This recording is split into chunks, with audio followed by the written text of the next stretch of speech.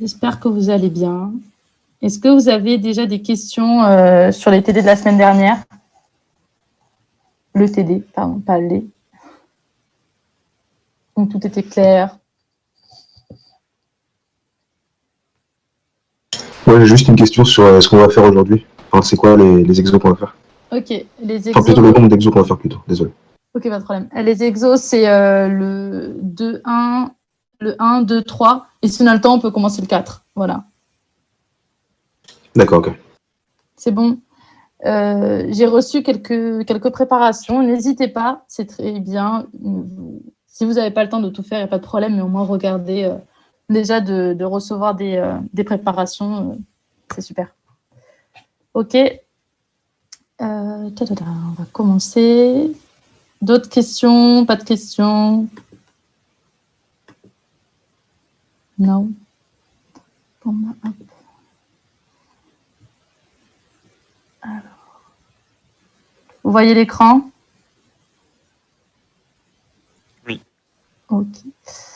Alors, il y a que, en fait, du coup, c'est cette adresse qui fonctionne. L'autre, je n'arrive pas à avoir accès. N'hésitez pas à envoyer à cette adresse. Et on va commencer. Excusez-moi. Oui, dites-moi. Du coup, j'avais envoyé sur l'autre adresse, moi.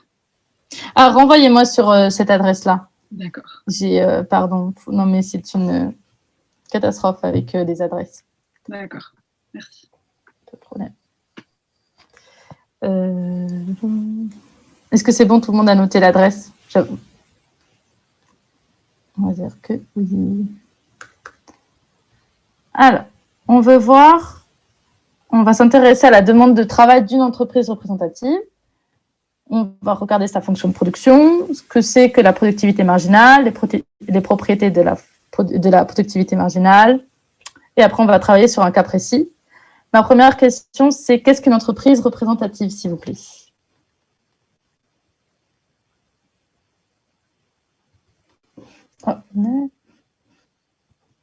Une idée?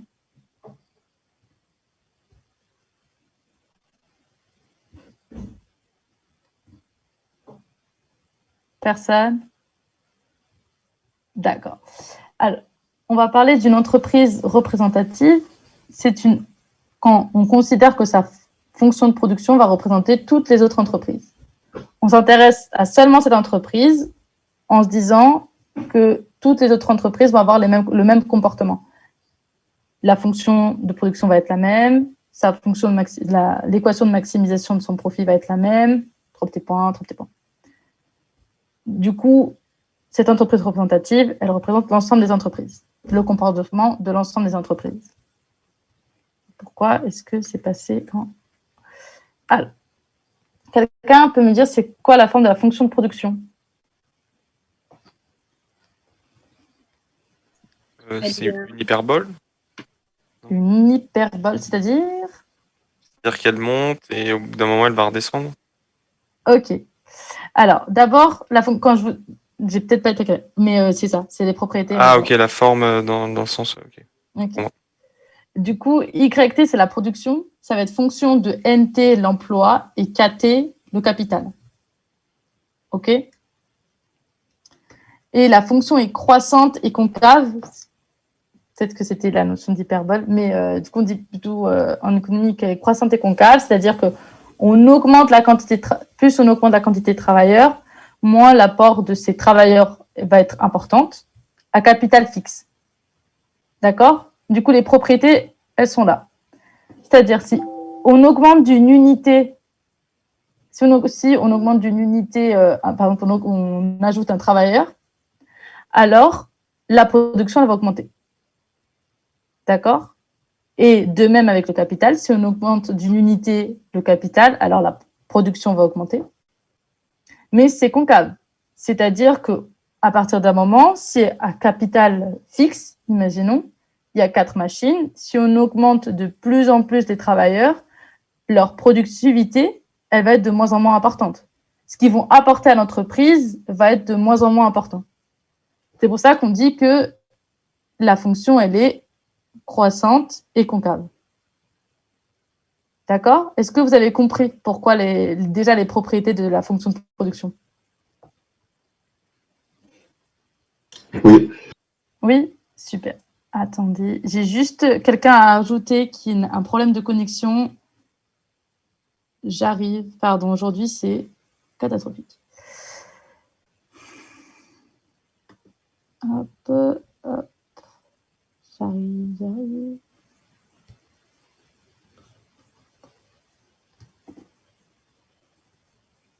Voilà, je reviens.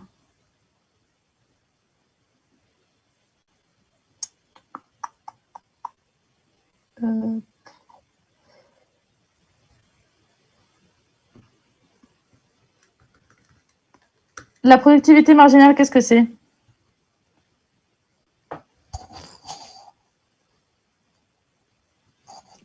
C'est la. Oh, pardon. Allez-y. Allez-y. Du coup, la productivité marginale, c'est l'augmentation de la productivité pour un travailleur supplémentaire. Tout à fait. C'est l'augmentation de la production due à une unité supplémentaire de travail, mais c'est exactement ce que vous avez dit. Du coup, comment on note cette productivité marginale? PM, PM, oui. Et c'est égal à quoi? c'est la dérivée de la fonction de production Par rapport à? par rapport à N. Tout à fait. Du coup, c'est comme ça qu'on note. J'aurais pu écrire PM. Il y a quelques petites choses qui manquent aujourd'hui dans les diapos. Je me suis rendu compte avec le groupe d'avant. Je suis désolée. Du coup, cette productivité, elle est positive, d'accord, mais décroissante. Est-ce que vous êtes d'accord? Oui. La productivité, effectivement, quand on rajoute un travailleur, ça augmente la production, mais plus on va rajouter de travailleurs, moins le rapport à la production va être important. Alors, cette fois-ci, du coup, on va voir un cas précis où la fonction est égale à AN puissance alpha. Avec A supérieur à 0, on va calculer sa dérivée par rapport à N. On va tracer f de n, c'est-à-dire la fonction de production. F' de n, la dérivée de la fonction de production.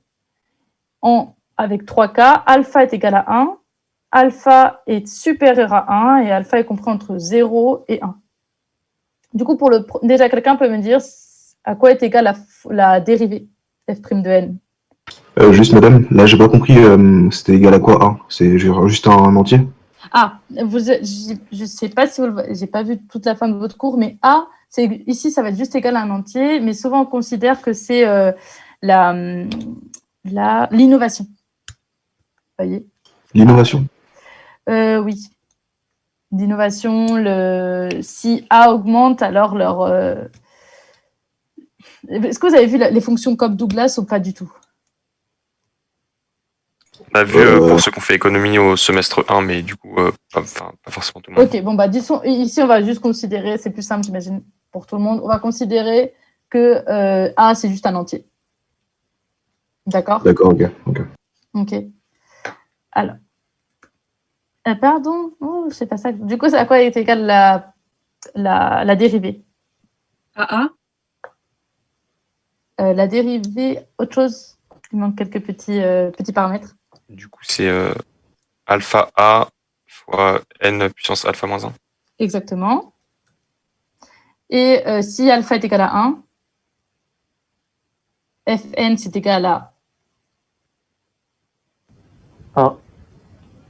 Fn. Et AN. Ouais. Ah Et oui, bah, non, je confonds ouais. avec F' de... Oui, f' de n, c'est ça. Du coup, f' de n, effectivement, ça va être égal à A. Quelle va être la forme de la fonction de production? Fn. c'est une fonction affine. Oui, c'est ça. Et est-ce qu'elle est croissante, décroissante, concave, convexe? C'est une droite croissante, non? Oui. Vous voyez pourquoi?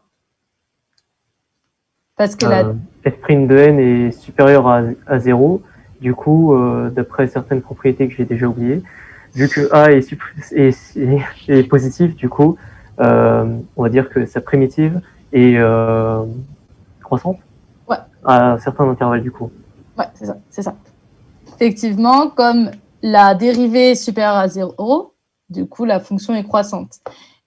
Et on calcule, et normalement, on calcule aussi la dérivée seconde pour savoir si la fonction elle est convexe ou concave. Et si la dérivée seconde est supérieure à 0, alors la fonction est convexe. Si la dérivée seconde est inférieure à 0, alors la fonction est concave. On verra le cas juste après.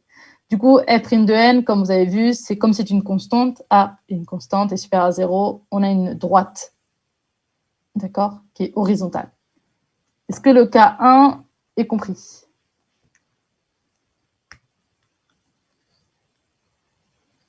Oui. Passons au cas 2. Le cas 2, je vous dis, le cas 2, c'est alpha est supérieur à 1. Du coup, la dérivée, je vous l'ai déjà écrite. Est-ce qu'elle va être supérieure à 0 ou inférieure à 0? La dérivée? Elle est positive? Oui.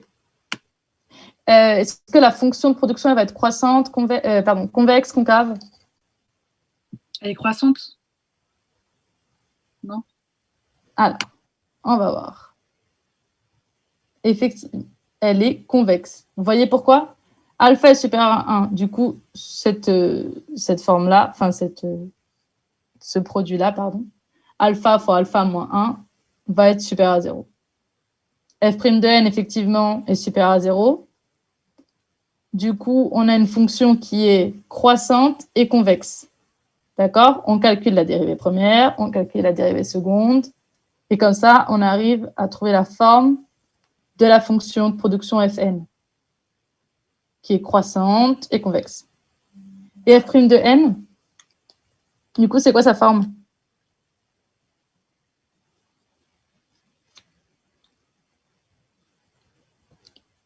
Une idée? Est-ce qu'elle va être constante cette fois-ci?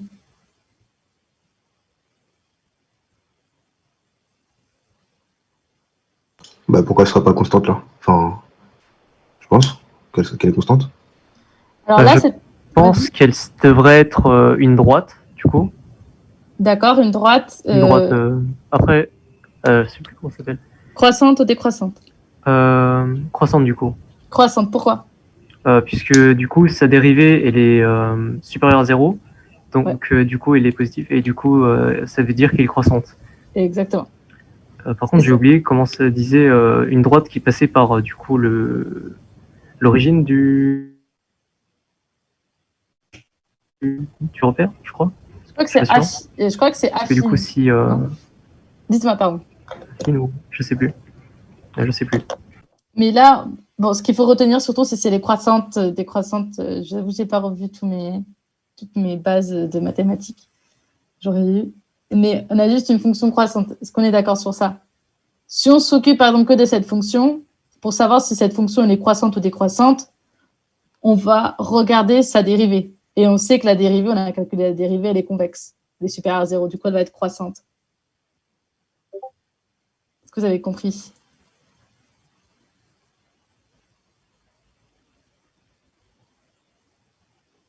Oui, oui, ça va. Oui, sûr? Vous voulez que je reprenne ou tout est bon pour tout le monde?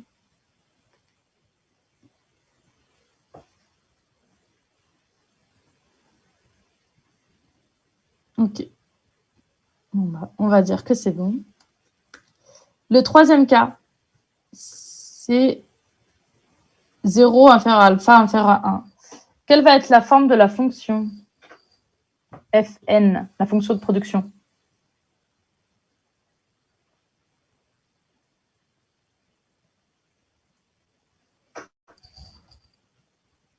Elle est concave? Ok, oui. Croissante ou décroissante? Croissante? Oui, exactement. Ici, si on calcule la dérivée seconde, alpha moins 1, cette fois-ci, ça va être inférieur à 0, on est d'accord? Parce que 0, enfin, alpha est compris entre 0 et 1. Du coup, alpha moins 1, c'est inférieur à 0. Ce qui fait que la fonction, cette fois-ci, la fonction seconde, elle est négative.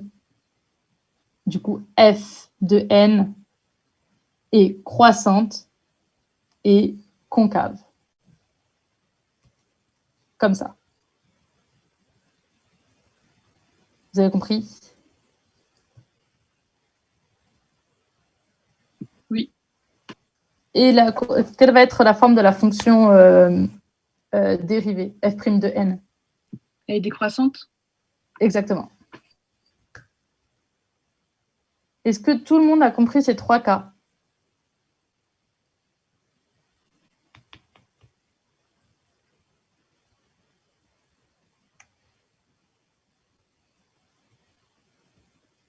Ah oui. Ah oui, pardon, j'avais pas vu la discussion. Du coup, on peut passer au slide d'après. On va déterminer algébriquement la condition de maximisation du profit de l'entreprise. Attendez, je vais juste allumer la lumière parce que là, je vois plus.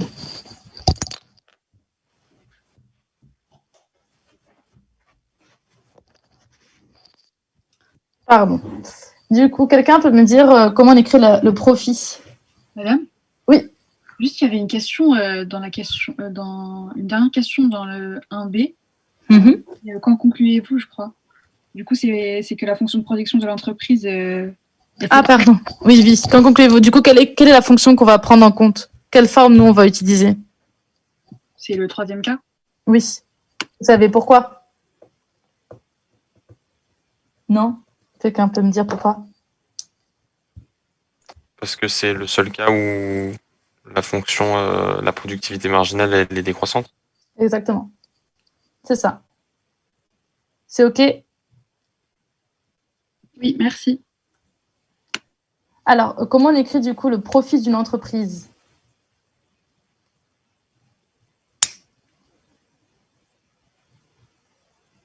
Une idée? Je crois qu'on l'a vu la semaine dernière.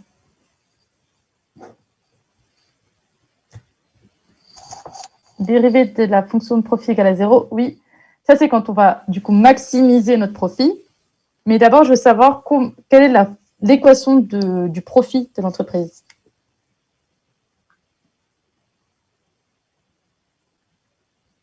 C'est pas recette moins coût? Recette moins coût, oui.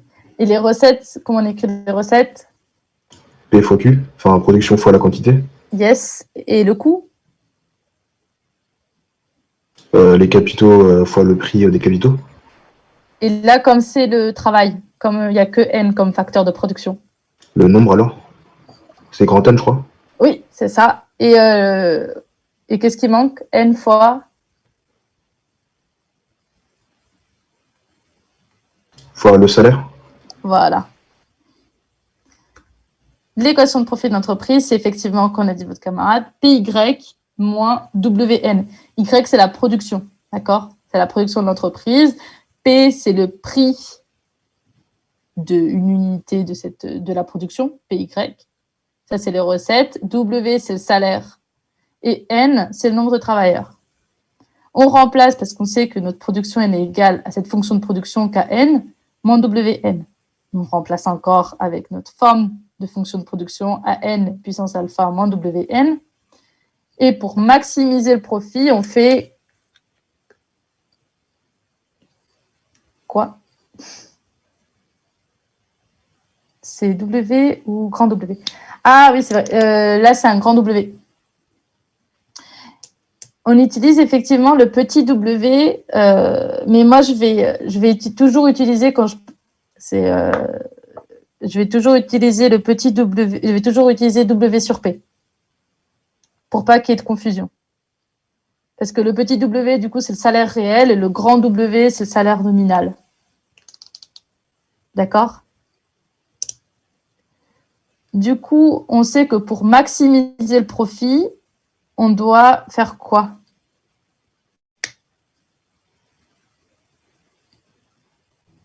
Il faut que la dérivée soit égale à 0. Ouais, c'est ça.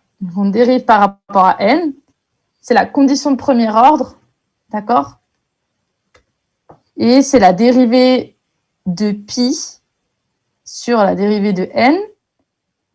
Vous faites le petit calcul qui est, je pense que ça va. Touk, touk, touk, touk. Vous retrouvez que W sur P est égal à alpha à n puissance alpha moins 1. Est-ce que c'est bon pour la condition de premier ordre?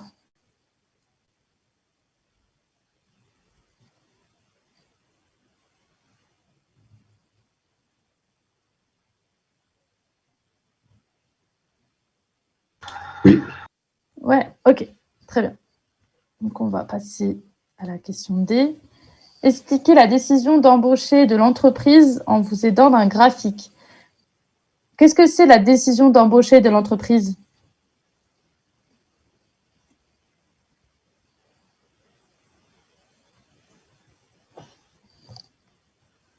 Une idée? C'est peut-être le nombre de travailleurs qui vont embaucher pour, jusqu'à ce que ce soit rentable pour eux. Tout à fait. Du coup, on représente. Du coup, la décision d'embaucher, c'est effectivement le nombre de travailleurs que la firme va embaucher. Et la firme, elle embauche. Ah, j'aurais dû vous poser la question. Non, c'est écrit. La firme, elle embauche des travailleurs jusqu'à ce que le coût marginal réel du travail, W sur P, soit égal à la productivité marginale du travailleur. Là, il manque un petit E, marginal du travailleur. Du coup, W, elle embauche jusqu'à W sur P soit égal à PMN. Est-ce qu'on est d'accord sur cette première égalité? Oui. Okay. Et graphiquement, on représente la décision d'embaucher comme ceci. On est d'accord que pour les entreprises, l'offre de travail, elle est exogène, elle est donnée, elle est fixe. Donc, elle se situe là. WP, c'est égal à ça. Du coup, l'intersection entre le salaire et la demande de travail se situe ici, au point E, pardon. À ce point-là, du coup, WP égale à F' de N. F' de N qui, comme on l'a vu, c'est la productivité marginale du travailleur. Du coup, l'entreprise, elle embauche N étoiles. D'accord? Est-ce que c'est clair?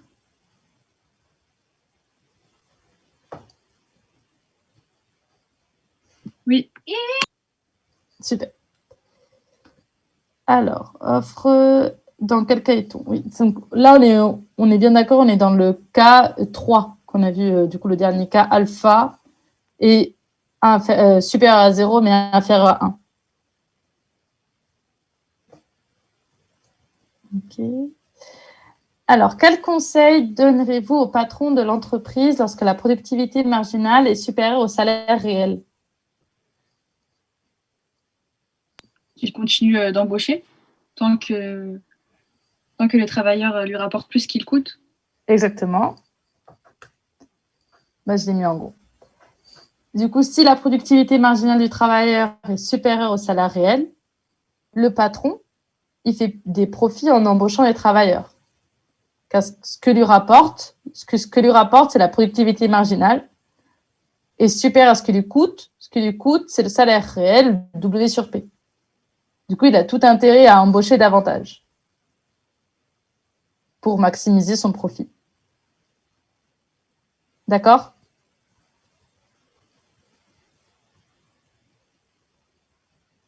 On va dire. À l'inverse, si la productivité marginale du travail elle est inférieure au salaire réel, là, cette fois-ci, qu'est-ce qu'il doit faire le patron?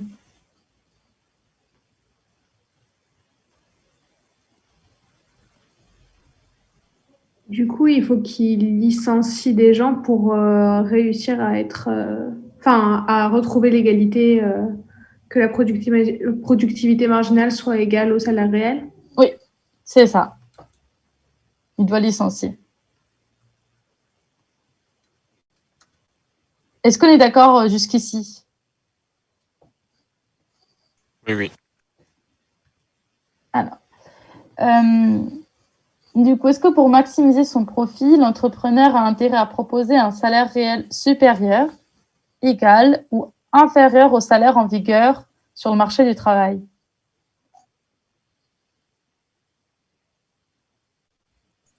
Égal, je pense. Pourquoi? Parce que si jamais c'est supérieur, il va devoir embaucher moins de monde. Mhm. Et si jamais c'est inférieur, il y aura trop d'embauches. Enfin, il y aura trop de gens et du coup, Ouais, non, j'avoue que inférieur, je ne saurais pas expliquer pourquoi, mais Est-ce qu'il y a beaucoup de travailleurs qui seront prêts à ah oui, travailler? ils pourront pas assez de gens. Exactement. Alors, imaginons du coup que l'entrepreneur propose un salaire inférieur au prix du marché. En fait, si c'est inférieur, personne ne va vouloir travailler pour lui. D'accord? Ok. Et le deuxième, si l'entrepreneur travaille... là, pardon, il y a une coquille. Si l'entrepreneur propose un salaire supérieur au prix de marché, tout le monde va vouloir travailler pour lui. Du coup, il peut toujours augmenter son profit en diminuant un peu le salaire jusqu'à atteindre W d'équilibre, W sur P d'équilibre. D'accord? Oui, ok. Alors, là, effectivement, sur le chat, il y a quelqu'un qui a dit les entreprises sont price takers. C'est exactement ça. C'est qu'en fait, l'entreprise, elle n'a pas de poids. Elle ne peut pas proposer le salaire qu'elle veut, puisque où le prix du marché est où le prix est inférieur, du coup, personne ne va vouloir travailler pour elle, ou elle propose un salaire trop élevé, mais dans ce cas-ci, c'est juste qu'elle n'a pas intérêt à faire ça, parce qu'elle peut maximiser son profit en diminuant le salaire. C'est pour ça qu'on dit que l'entreprise doit choisir le salaire de marché, qu'elle est price taker. Est-ce que c'est compris?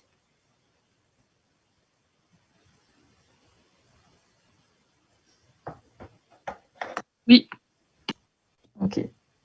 Price taker, c'est les entreprises, elles considèrent le prix comme donné. Ouais. H. On suppose que l'entreprise a atteint son équilibre. Qu'est-ce qui pourrait inciter l'entreprise à ce qu'elle embauche plus de personnes? Du coup, qu'elle accroisse ses effectifs.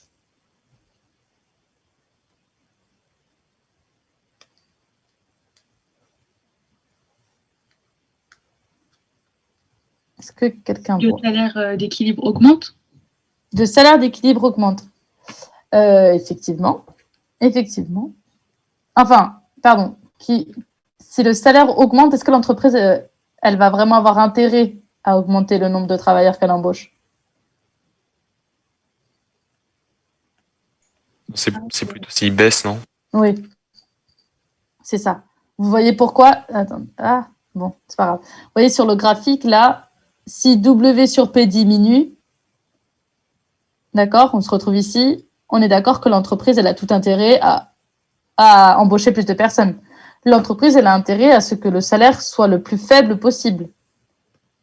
C'est son coût de production à l'entreprise. D'accord? Là, on est vraiment du point de vue de l'entreprise, le salaire, c'est un coût. Du coup, si le salaire, il diminue, eh ben, elle peut effectivement embaucher davantage de personnes à un coût moindre. Enfin, vous avez compris. D'accord? L'autre possibilité, mais qui est déjà affichée, c'est l'augmentation de la productivité du travail.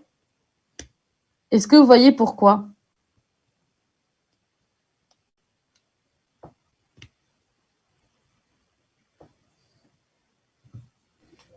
Parce que du coup, si les employés sont plus productifs, au niveau de la dérivée, ça va. Enfin, un travailleur supplémentaire va apporter plus de profit et donc du coup, ils pourront embaucher. Enfin, l'égalité, elle va se retrouver plus haut. Enfin, je sais pas si c'est bien expliqué. Oui. Enfin, l'intuition, en tout cas, c'est exactement ça. Avec le graphique, on va pouvoir voir plus clair. Effectivement, si la productivité, elle augmente, d'accord? Du coup, un travailleur, il est plus performant. Vous me direz après les raisons. Si, du coup, un travailleur est plus performant, on sait qu'il doit être payé à sa productivité marginale. Du coup, la productivité marginale, elle augmente. D'accord? On se retrouve ici. Et du coup, on peut augmenter le nombre de travailleurs. D'accord? C'est bon? Oui, merci. Madame? Oui. Est-ce que vous pouvez réexpliquer pour l'augmentation de la productivité du facteur? Oui. Alors, la productivité, imaginons que du coup, la productivité du travail augmente. Ceci peut être dû, par exemple, tout d'un coup, il y a des nouvelles machines, et ce qui permet aux travailleurs d'être beaucoup plus productifs. D'accord? L'entreprise, le salaire est toujours là. Hein. Imaginons, du coup, le salaire, comme l'offre, elle est toujours donnée, le salaire, il est toujours là. Afin que comme la productivité marginale, elle a augmenté, ce qu'elle peut faire, c'est juste augmenter son nombre de salariés. Elle va embaucher davantage afin que la productivité marginale du dernier travailleur, enfin de tout le monde du coup, diminue. Enfin, vous voyez, jusqu'à qu'elle soit égale à W sur P. On a du coup un déplacement de l'offre, pardon, de la demande, de la courbe de demande. D'accord, merci. On n'a pas un déplacement au sein de la demande, mais de la courbe de demande. On n'a pas un déplacement le long, de la courbe, mais de la courbe. C'est compris? Oui, merci. Tout est bon. Est-ce que vous avez des questions? Est-ce que c'est la dernière question déjà? Oui. Vous avez des questions là ou pas sur l'exercice 1?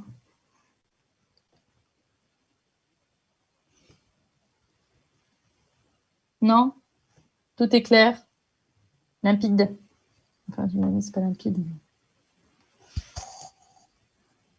Ok. Bon, on va passer à l'exercice 2.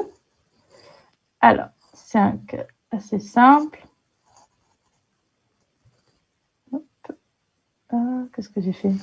Pardon, je suis en train de me mélanger avec mon Zoom. C'est bon. Alors, l'économie, on va s'intéresser du coup à 2 entreprises. Parce qu'effectivement, l'économie n'est pas seulement représentée par, comme on dit, une entreprise représentative. Là, on va considérer 2 entreprises avec, comme vous voyez, des courbes de demande différentes, avec des pentes différentes. Et on va essayer de voir combien chacune va embaucher en fonction du salaire. OK? Alors, premièrement, comment est-ce qu'on peut représenter la demande globale de ces 2 entreprises?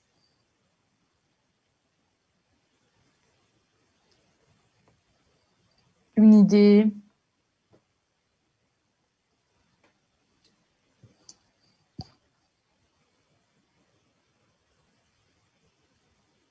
La demande de l'entreprise A plus la demande de l'entreprise B? Tout à fait. Et graphiquement, bon, c'est peut-être un peu compliqué à expliquer à l'oral, mais je vais vous le montrer graphiquement. C'est comme ça qu'on va représenter la demande globale, d'accord? Avec ces différentes pentes. Du coup, cette première pente, on est d'accord, elle représente l'entreprise A.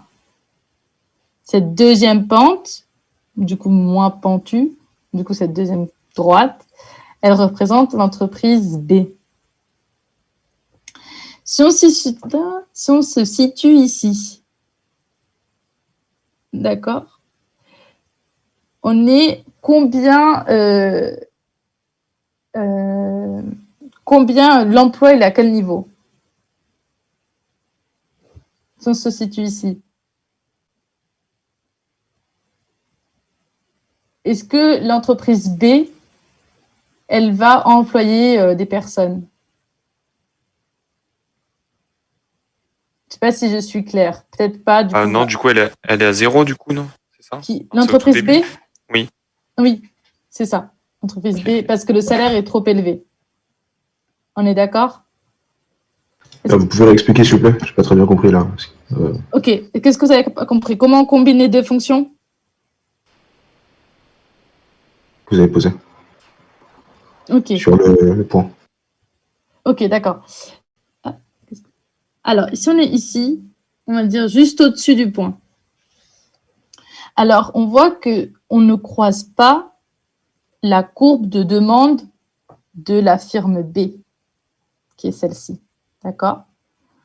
On est sur la courbe de demande de la firme A. Et le salaire, en fait, va être trop élevé pour la firme B pour qu'elle embauche. Du coup, il n'y a que la firme A qui va embaucher. Du coup, là, j'aurais dû mettre des lignes verticales pour représenter NA. NA, c'est l'emploi va seulement être égal au nombre de travailleurs que va employer la firme A. Mais il va y avoir aucun employeur dans la firme B. Du coup, si on considère le premier cas où on est ici, si le salaire W sur P, il va croiser la courbe de demande du travail à ce point-là. Est-ce que vous pouvez me dire combien de salariés va avoir l'entreprise A et combien de salariés va avoir l'entreprise B?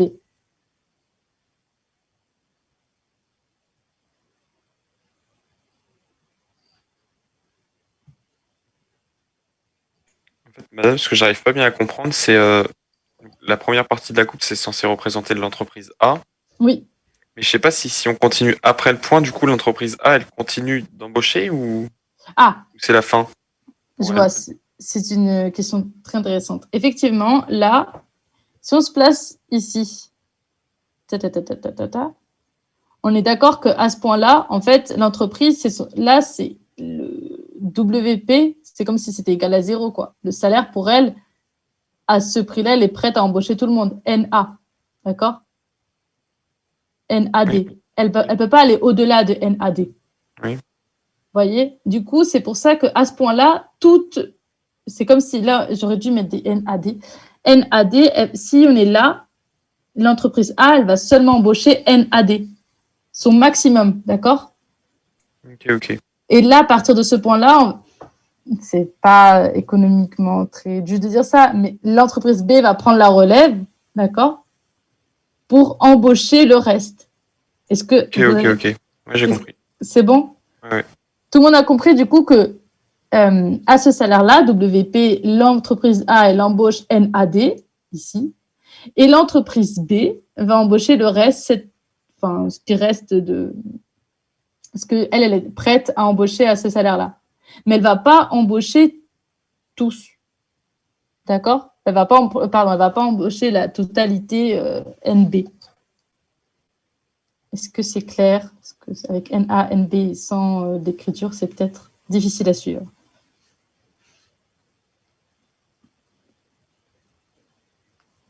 C'est compris? Oui. Oui? Oui. Ok, très bien. Du coup, si le salaire réel est ici, quelqu'un peut me dire combien de travailleurs va employer la firme B?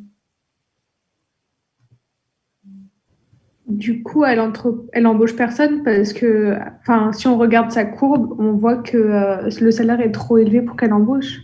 Exactement, c'est exactement ça. Et l'entreprise A, elle va embaucher, il faut imaginer là une droite verticale qui fait NA, quoi. D'accord? Du coup, pas la totalité comme on a vu dans l'exemple antérieur.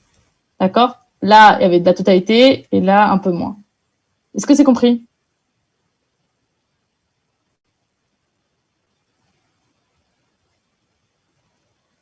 Oui. Ok, super. Alors, on va passer à l'exercice 3. Si vous n'avez aucune question sur l'exercice précédent, tout est bon. Alors, cette fois-ci, on va s'intéresser au marché. Jusqu'à maintenant, on s'est intéressé qu'à la demande, du coup, que d'un côté du marché, c'est-à-dire la demande des entreprises en travail. Cette fois-ci, on va voir la demande et l'offre. Premièrement, on va montrer pourquoi le salaire réel, il ne peut pas être au-dessus ou en dessous du salaire d'équilibre. Et après, on va essayer de travailler sur différents cas sur le graphique et à l'oral pour comprendre bien les mécanismes qui sont à l'œuvre sur le marché du travail. Alors, la première question, c'est là. Montrer que le salaire réel ne peut pas rester durablement supérieur au salaire d'équilibre si le salaire du travail est concurrentiel. Si le marché du travail est concurrentiel. Qu'est-ce que ça veut dire, concurrentiel?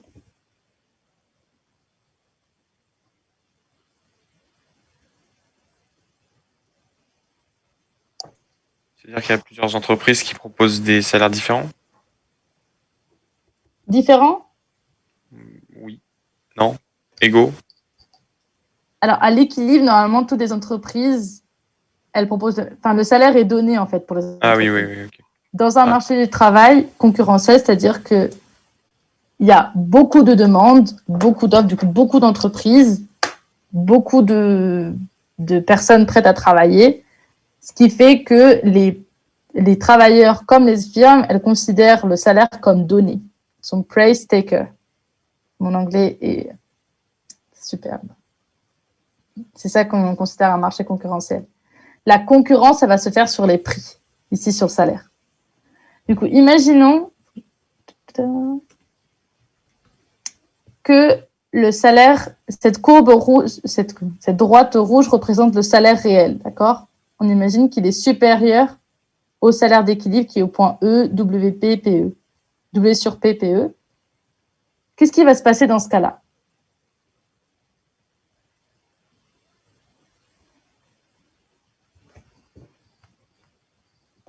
La demande de travail, elle est faible. Oui. Et l'offre de travail, elle est élevée. Et du coup, ça fait ça crée du chômage involontaire. D'accord. Est-ce qu'il ne va pas avoir des mécanismes qui vont nous ramener vers ce E, vers cet équilibre? Si oui, lesquels? Sinon, pourquoi?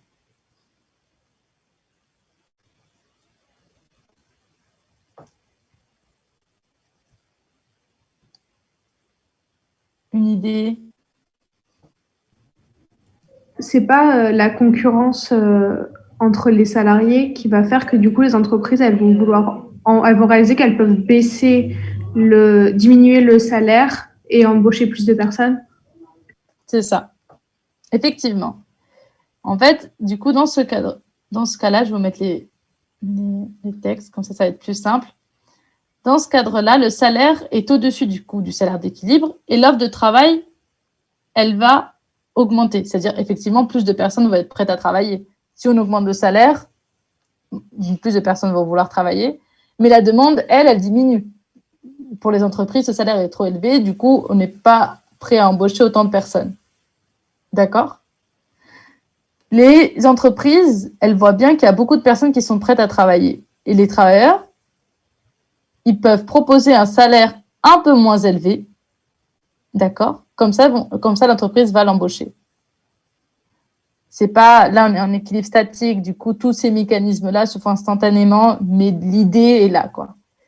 Du coup, ce qui va faire que petit à petit, l'entreprise, elle va réaliser qu'elle peut diminuer son salaire. Enfin, toutes les entreprises vont réaliser qu'elles peuvent diminuer leur salaire et les travailleurs, eux, du coup, vont diminuer leur offre de travail.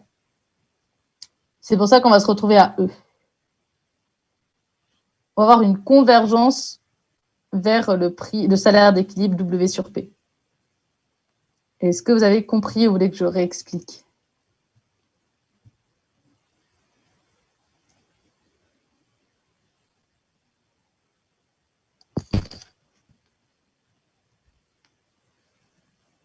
Ok. Et dans le cas contraire, du coup, cette fois-ci, le salaire réel est inférieur au salaire d'équilibre.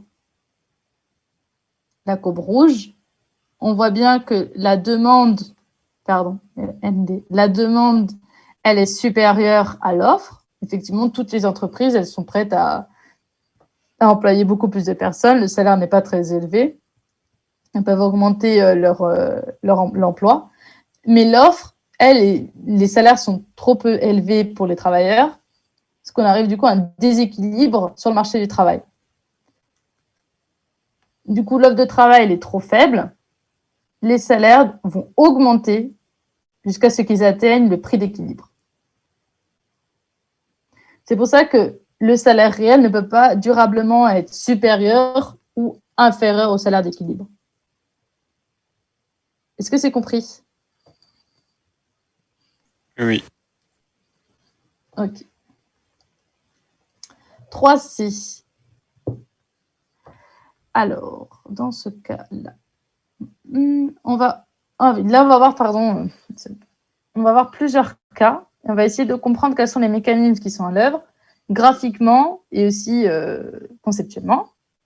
On imagine qu'il y a une augmentation de la population en âge de travailler. Comment est-ce qu'on se traduit graphiquement une augmentation de la population en âge de travailler, c'est-à-dire des personnes actives?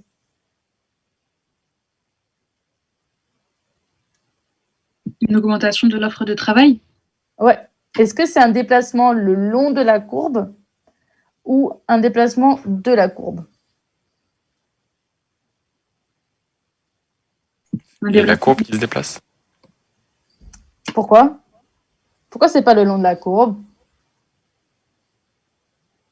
Parce que si c'était le long de la courbe, ça voudrait dire qu'il y a d'autres choses qui changent, non?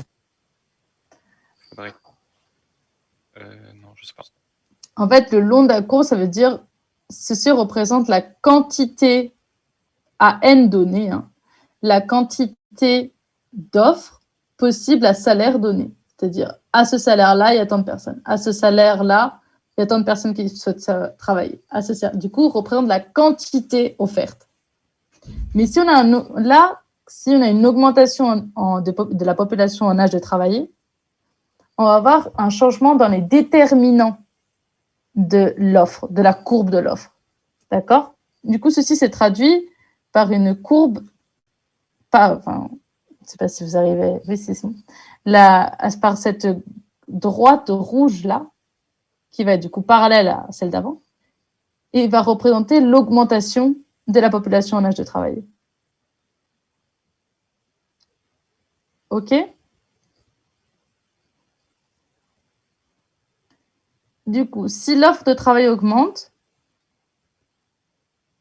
qu'est-ce qui va se passer? Bon, je l'ai écrit, mais quelqu'un peut m'expliquer les mécanismes qui vont... Qu'est-ce qui va se passer après?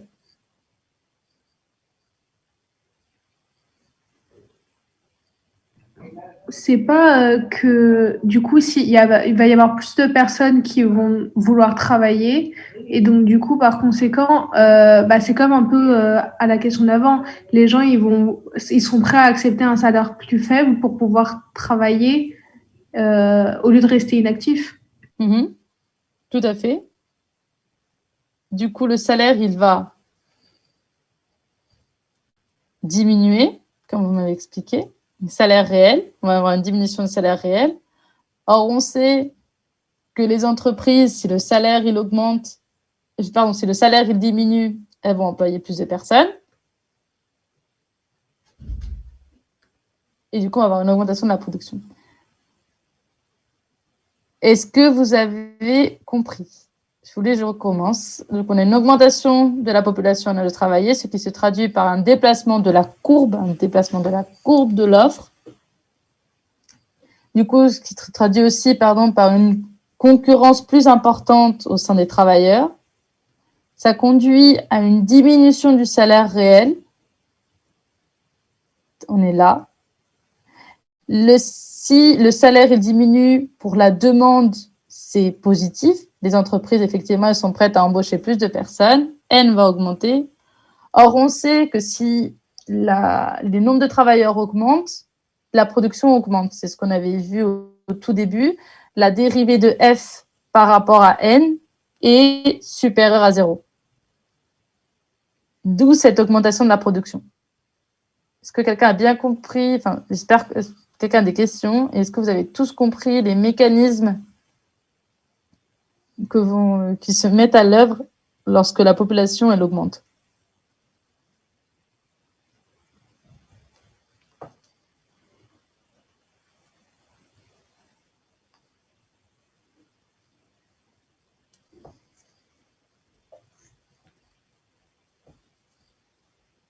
Non? Ça va, c'est compris. C'est compris? Vous êtes sûr? Ok, on continue. Alors, cette fois-ci, pour moi, c'était un peu le cas le plus compliqué. Du coup, j'ai essayé d'aller un peu plus doucement. Peut-être que vous l'avez déjà vu en cours, mais bon. On imagine cette fois-ci qu'on augmente le stock de capital. Qu'est-ce qui va se passer si on augmente le stock de capital? J'ai eu un petit problème. Normalement, il y avait une courbe qui apparaissait. Là, elle n'apparaît plus. Je suis désolée, mais si quelqu'un arrive quand même à m'expliquer le mécanisme, c'est super. Est-ce que ça voudrait pas dire que du coup, la productivité marginale, elle va pouvoir être positive pendant plus longtemps? Enfin, on va pouvoir embaucher plus de gens avant que ce soit plus rentable? Oui, c'est ça. Ok. Et comment ça va se traduire juste sur cette... je ne sais pas si vous arrivez à voir ma souris, mais sur ce graphique-là, le premier, comment ça va se traduire, cette augmentation du stock?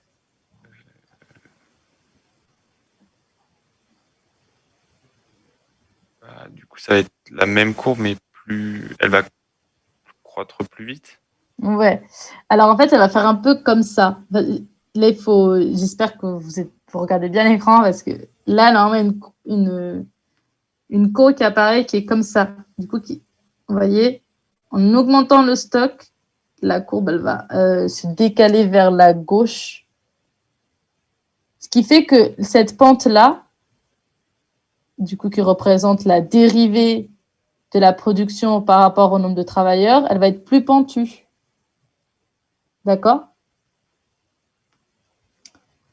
Ceci se traduit donc par un déplacement de la courbe. F' de n. La productivité marginale, elle augmente.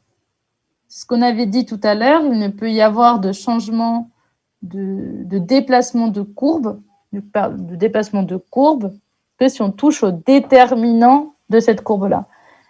Les déterminants de la courbe de demande, c'est la productivité marginale. Et là, on voit que si le stock il augmente, la productivité marginale, elle augmente. C'est pour ça qu'on a un déplacement de la courbe et non un déplacement le long de la courbe. D'accord? Est-ce que vous avez bien compris déjà ce premier mécanisme qui est qu'on a une augmentation de la productivité marginale? Si vous voulez, je peux vous donner un exemple. On a 4 machines, 4 travailleurs. Du coup, la productivité marginale est bonne. On en rajoute un travailleur, la productivité marginale va diminuer parce qu'on n'a toujours que 4 machines. On augmente encore le nombre de travailleurs, la productivité marginale diminue.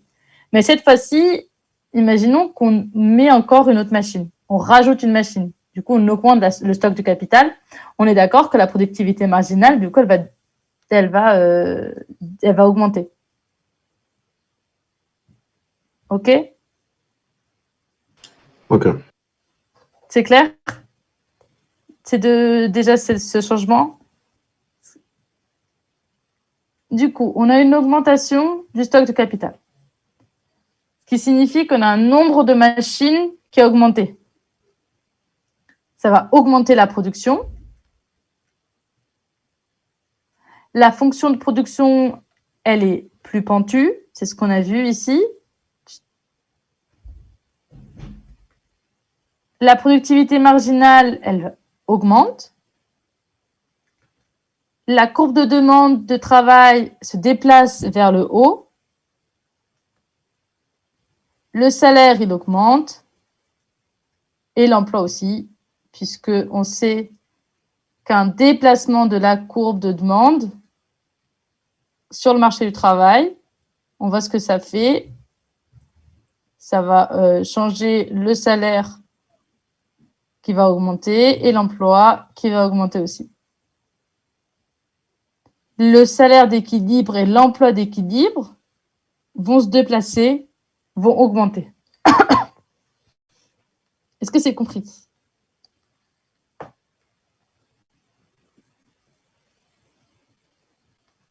Oui. C'est tout bon? Les mécanismes ici sont importants. Si c'est tout bon, c'est parfait. Du coup, à deux suivants. Alors, on imagine qu'il y a une augmentation du niveau général des prix qui est P. Je rappelle, du coup, c'est ici. Hein. C'est là que ça va se jouer. Qu'est-ce qui va se passer? Baisse du salaire réel.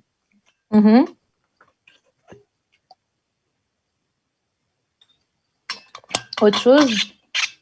Une augmentation de la demande de travail et une baisse de l'offre de travail.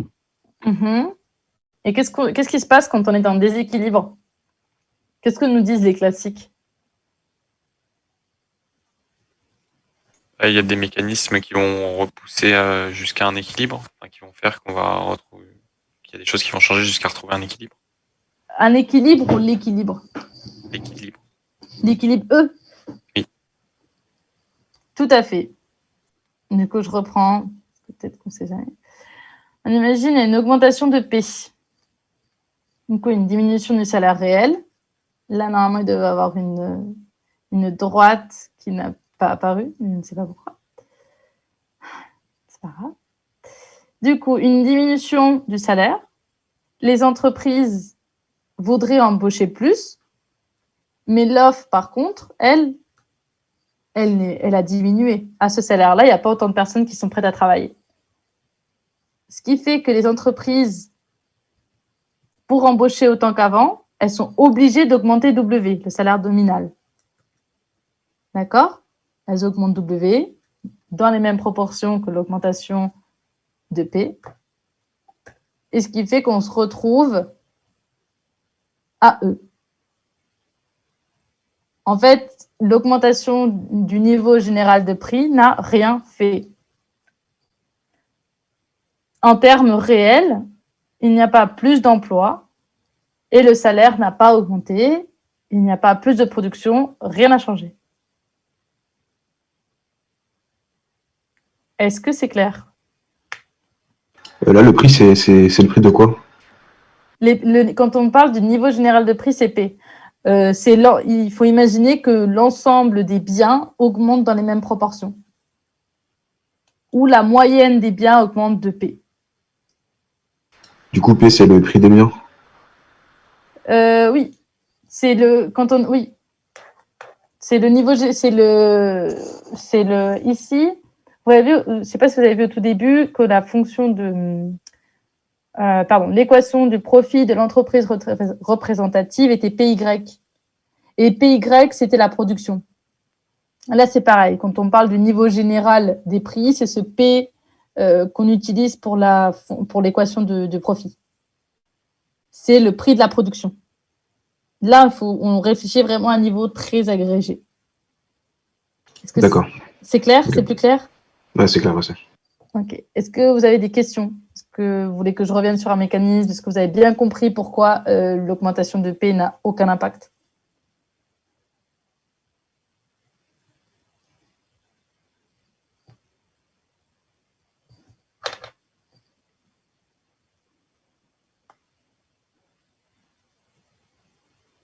Tout est bon? Ok. Alors, allons vers F, du coup. On va fixer cette fois-ci un salaire minimum. Le SMIC, quoi. Inférieur au prix d'équilibre E. OK? Déjà, comment est-ce qu'on va représenter graphiquement ce salaire minimum?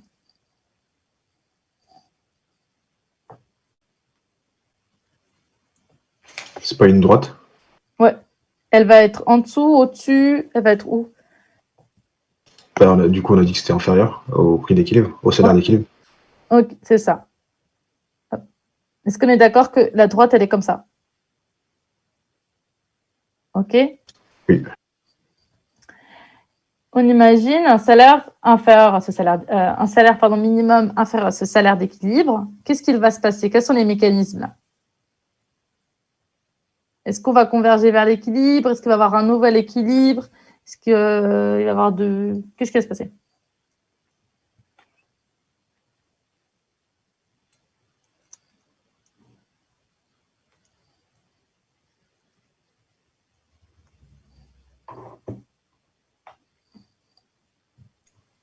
Là, il y a un truc que je comprends pas trop, c'est que de toute façon, le salaire d'équilibre, il est plus haut, donc ça va rien changer, non? Tout à fait. Ah, ok. C'est ça, c'est juste ça. Alors, je vais juste vous montrer ça. Hop. En fait, ça ne change strictement rien. Parce qu'on va avoir un excès de demande de travail. Les entreprises vont se faire concurrence sur les travailleurs.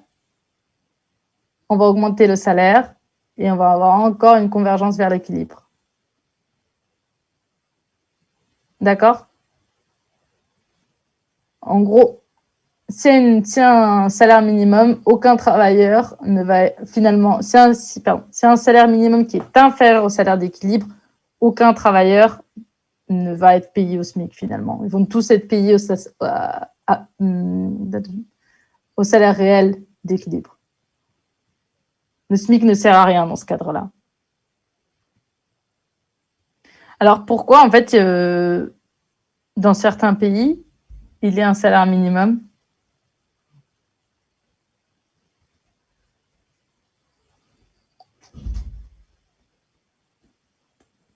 Une idée? Illumination?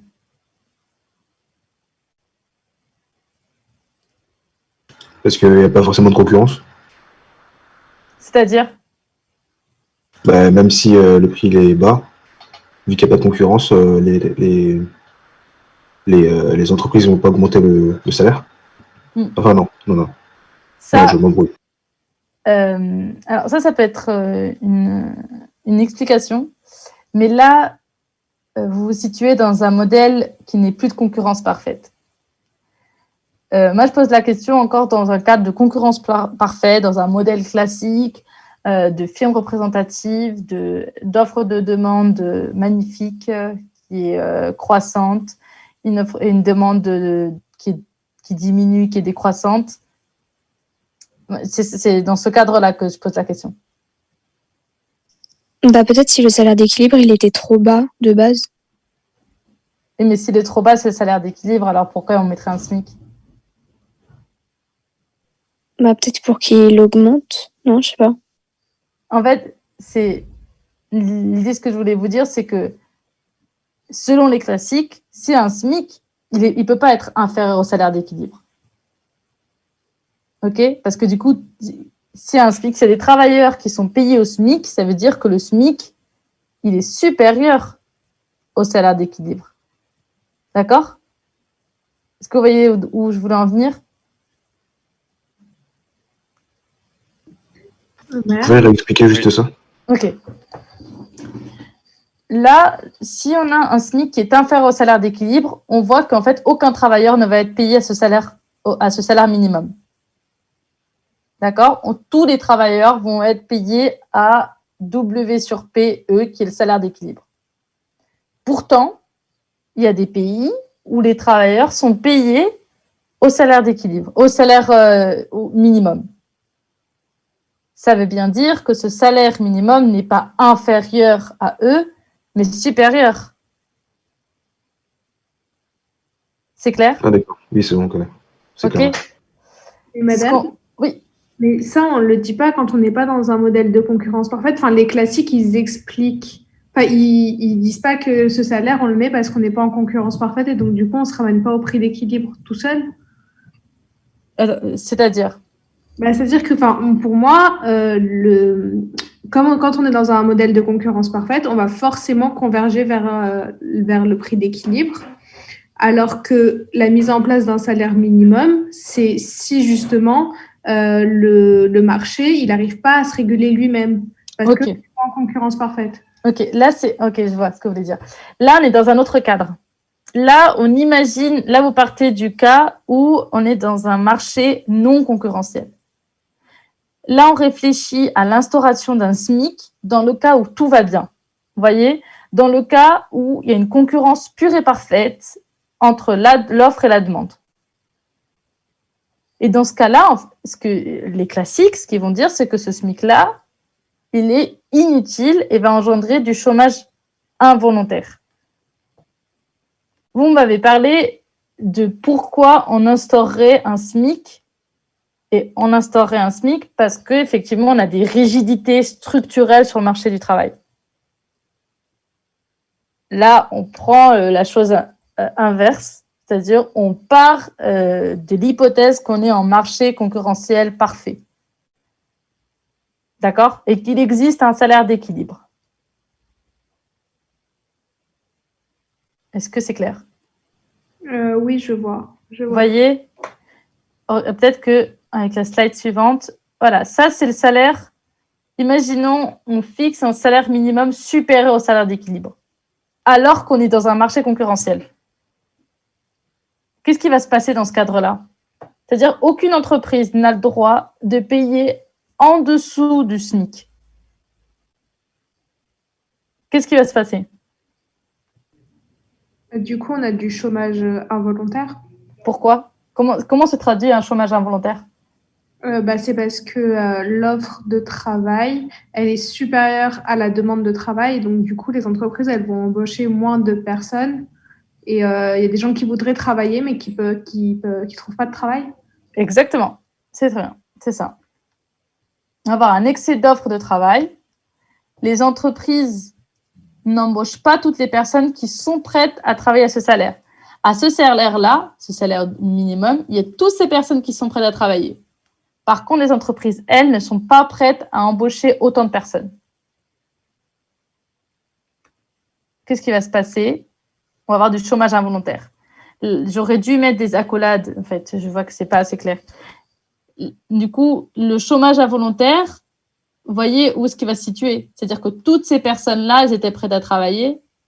Pourtant, il n'y a que ces personnes-là qui vont être embauchées. D'accord? D'où le chômage involontaire. Pour les classiques, ce qu'il faut retenir, c'est que pour les classiques, s'il y a du chômage, s'il y a du chômage, déjà, il est involontaire et il est dû à des rigidités structurelles. Des rigidités structurelles, c'est-à-dire on fixe un salaire minimum alors qu'on n'en a pas besoin puisqu'on est en concurrence parfaite. Et qu'en réalité, ce salaire minimum ne devrait pas être là puisqu'il empêche l'équilibre. Un salaire qui conviendrait à tous. Au-dessus de ce salaire, plus de personnes seraient prêtes à travailler, mais moins d'entreprises seraient prêtes à embaucher. En dessous, c'est l'inverse. Alors que le salaire d'équilibre, en fait, il va juste rajouter le salaire minimum, il va juste rajouter une rigidité là où on n'avait pas besoin d'un salaire minimum. Est-ce que c'est compris?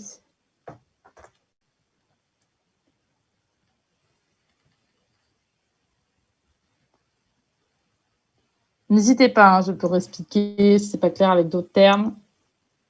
Enfin, je vais essayer.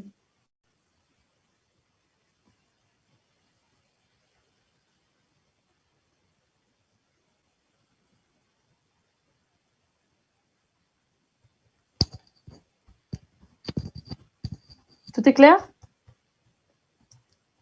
Oui. Oui, mais il n'y a plus personne qui suit. Alors, du coup, ça c'est H. Cet exemple, vous l'avez vu en cours. Peut-être que si vous ne l'avez pas compris, je vais essayer de le réexpliquer. Cette fois-ci, on va voir quels sont les effets sur le marché du travail s'il y a des syndicats qui vont négocier un salaire réel supérieur au salaire d'équilibre. Quelqu'un peut m'expliquer comment fonctionne en termes économiques une négociation par les syndicats?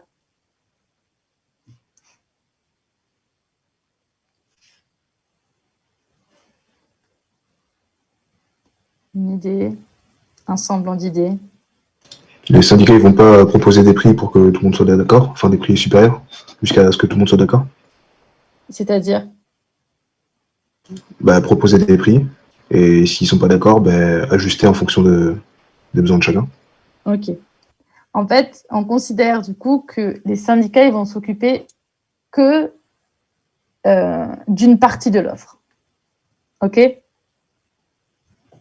Et cette partie de l'offre, là, on va la représenter ici, vous voyez? Et là, on a le cas inverse de quand on avait une augmentation de la population en âge de travailler.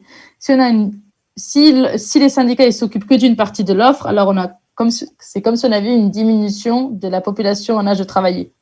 D'accord? Du coup, on a cette courbe qui va, la courbe de l'offre, de travail, qui va se décaler vers le haut. Déjà, ça, c'est la première chose. Et les syndicats, effectivement, ils vont négocier un salaire supérieur, un salaire réel supérieur au salaire d'équilibre. Qu'est-ce qui va se passer?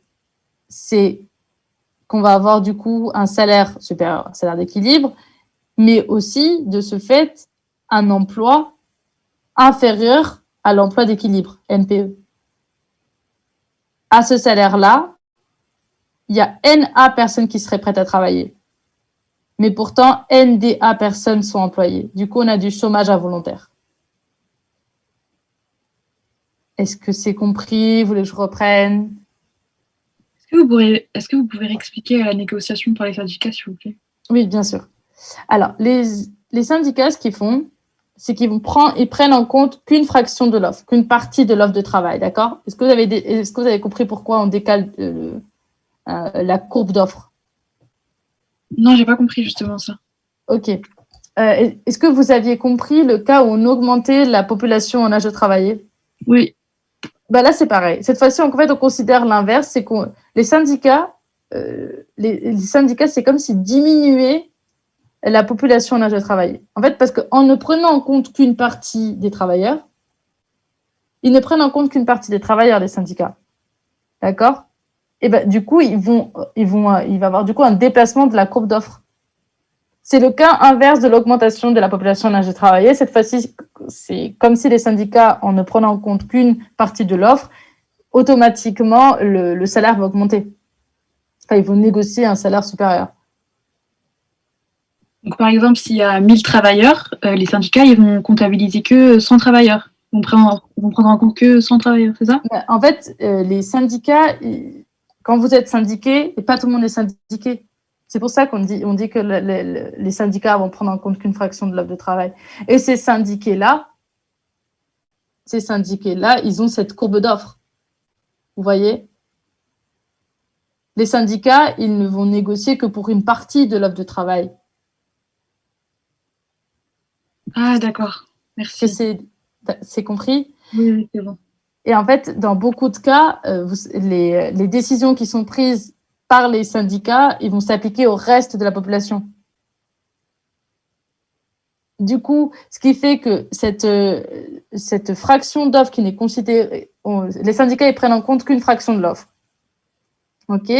On a un déplacement de la courbe d'offre vers le haut, une augmentation du salaire et une diminution de l'emploi. On a du coup du chômage involontaire. Est-ce que là c'est clair? Vous voulez que je reprenne? Non, c'est bon, merci. Est-ce que c'est bon aussi pour tout le monde? Oui, ça va. Oui. Et, madame, j'ai juste une question. Oui. C'est pourquoi le reste, donc les gens qui sont pas syndiqués, ils ne pourraient pas continuer de travailler, mais juste au même salaire qu'avant? À eux? Oui, pourquoi forcément? Oui, voilà, eux. Ouais. En fait, du coup, là, ça devient une rigidité. Là, c'est comme si on ajoutait une rigidité sur le marché du travail. Vous voyez, les syndicats, ils vont négocier un salaire supérieur et le salaire en vigueur, c'est comme si le salaire en vigueur il ne peut pas être en dessous du salaire. Ouais, salaire les autres négocié. accepteront plus de travailler pour si peu, alors qu'il y en a d'autres qui...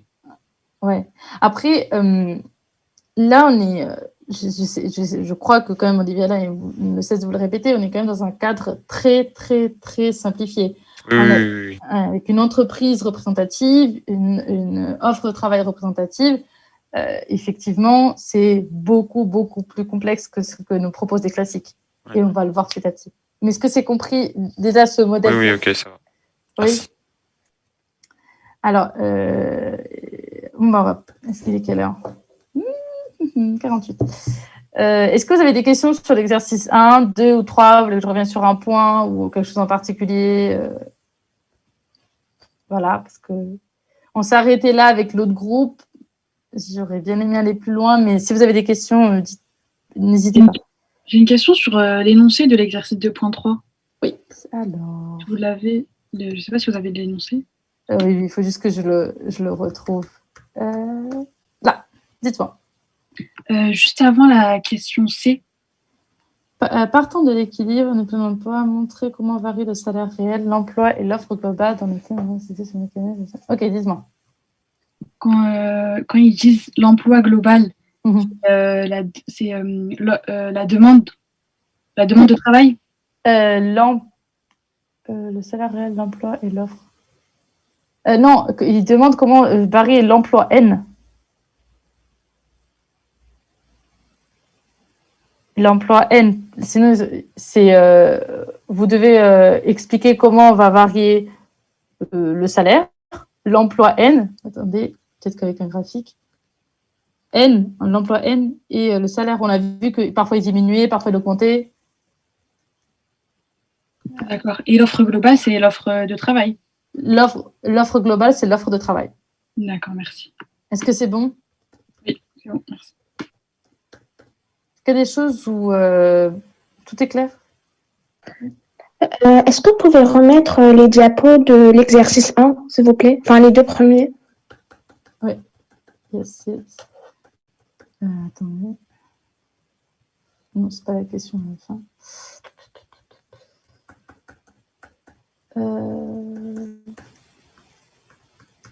Est-ce que c'est ça?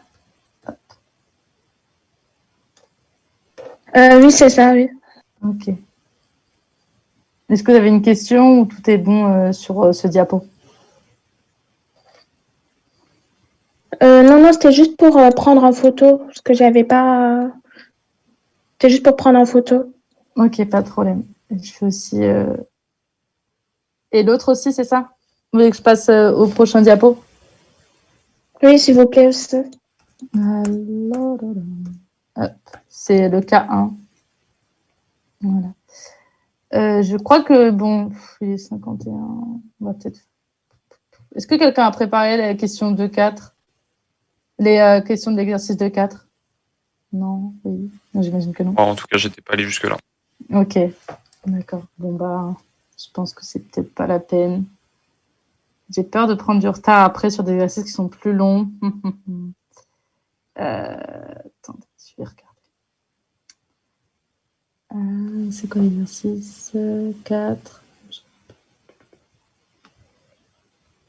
La propriété marginale, oui, bon, c'est la même chose du coup. Bon. Non, on va s'arrêter là, je vais faire l'appel. Voilà, en sachant que le début de l'exercice 4, c'est la même chose qu'on a déjà vu aujourd'hui. D'accord, du coup, je pense que la semaine prochaine, j'irai un peu plus rapidement. Ce sera déjà vu. Si ça vous va. Vous n'avez pas trop le choix. Je vais faire l'appel.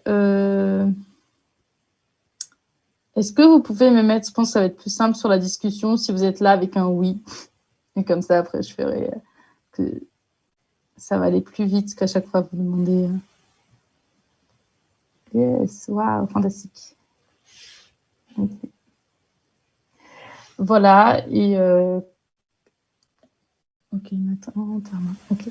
Et pour la semaine prochaine, n'hésitez pas à m'envoyer, même si ce n'est qu'un exercice ou deux, au moins pour voir que vous avez lu les TD. Voilà. Moi, je vous remercie pour votre présence et pour votre réactivité. J'espère que vous avez tout. Oui, pardon, dites-moi. Est-ce que vous pourriez mettre une zone de dépôt pour déposer les exercices? Parce que tout à l'heure, j'ai un peu galéré pour envoyer. Ouais, alors, j'ai pas mis le bon mail. Ok, je ne sais pas comment ça fonctionne en fait. C'est quoi une zone de dépôt? Je vais voir avec le prof. D'accord. Du coup, une zone de dépôt, c'est vous cliquez, vous pouvez mettre tous vos trucs, c'est ça? Oui, voilà, c'est ça. Ok, bon, bah, je vais essayer je vais lui demander. Pas de problème. C'est vrai que ça va simplifier parce que j'ai vu qu'il y a des fichiers qui étaient trop gros, c'est ça? Oui, voilà, c'est ça. Ok, pas de problème. Vous avez reçu mon mail du coup parce que je l'avais envoyé sur le mauvais mail. Je sais pas si c'est moi ou pas.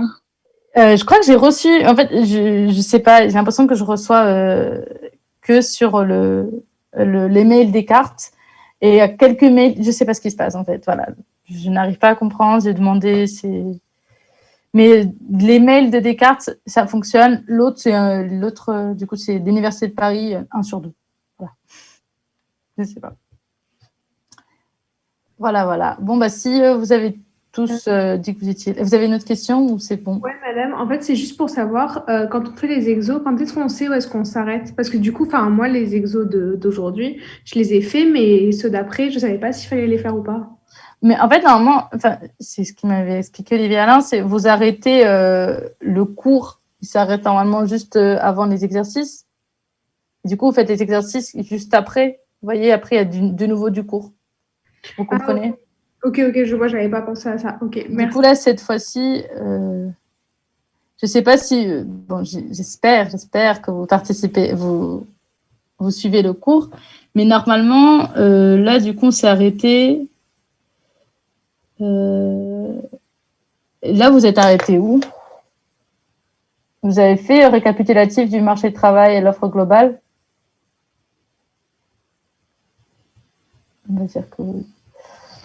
Du coup, la prochaine fois, on fera l'exercice. J'aimerais bien faire l'exercice 4, 5 et 6. La prochaine fois, ça va être costaud. Voilà. Ok, merci. Ok. Et si vous arrivez à pas préparer tout l'exercice, t'as pas de problème. Déjà, si vous envoyez le 4, je serai bien contente. Et l'exercice facultatif, vous pouvez essayer de le faire. Moi, je pense pas qu'on aura le temps de le corriger. Voilà, voilà. Bon, et ben, bonne soirée et merci. Voilà. Merci beaucoup. Oui, Au au revoir. Merci, au revoir. Au revoir. Bonne soirée.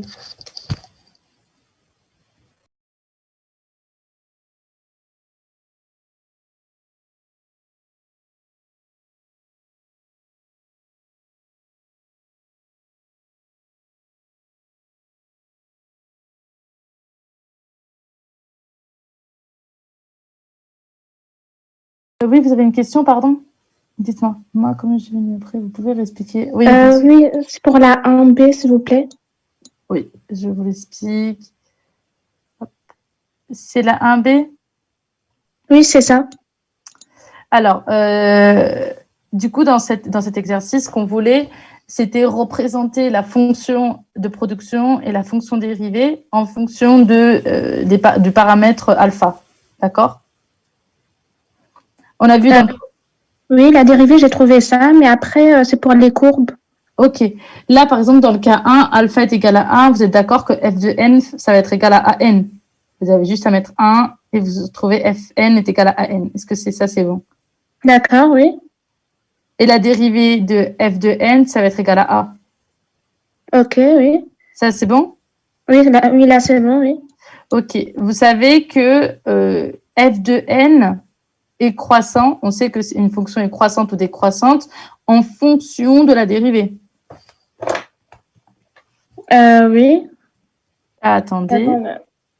Juste, la dérivée, c'est la productivité marginale, du coup. Exactement. D'accord, oui. Du coup, ici, la productivité marginale, elle est supérieure à 0. Oui, ouais.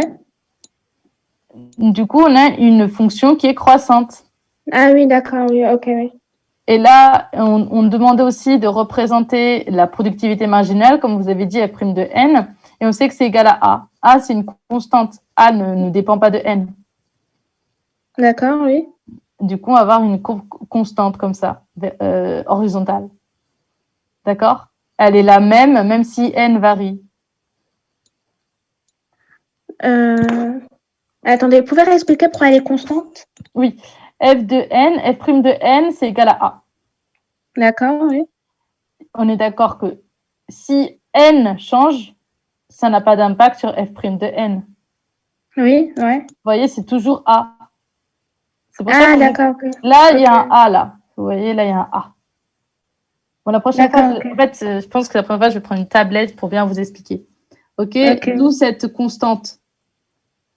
D'accord, ok, oui. Le cas, est-ce que vous avez compris le cas numéro 2 ou vous voulez que je Non, justement, c'est surtout là. Ah, ok, c'est surtout là. OK. Là, on a un alpha qui est supérieur à 1.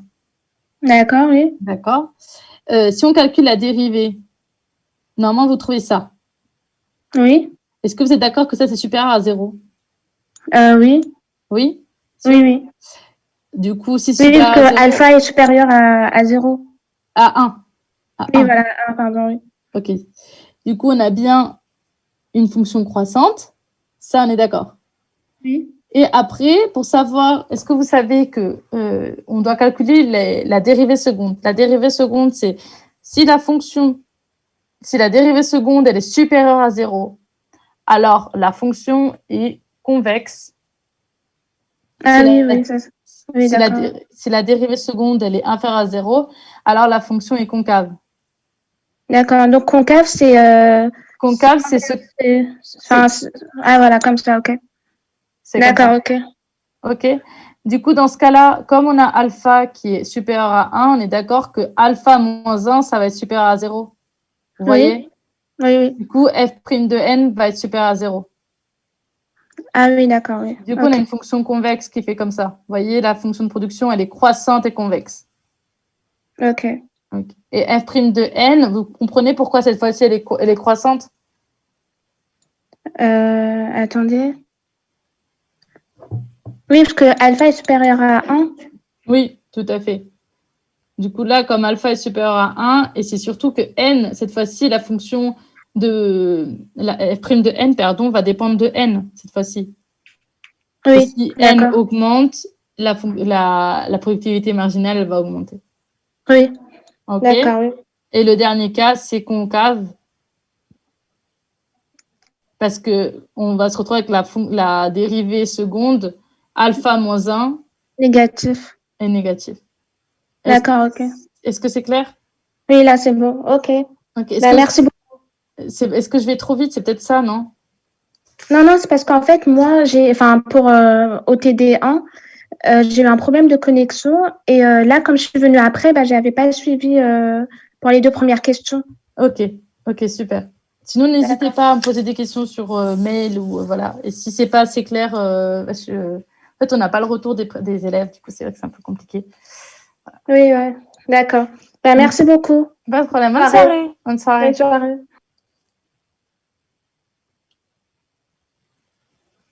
Est-ce que les personnes qui restent, vous avez une question ou c'est juste que vous n'êtes pas là?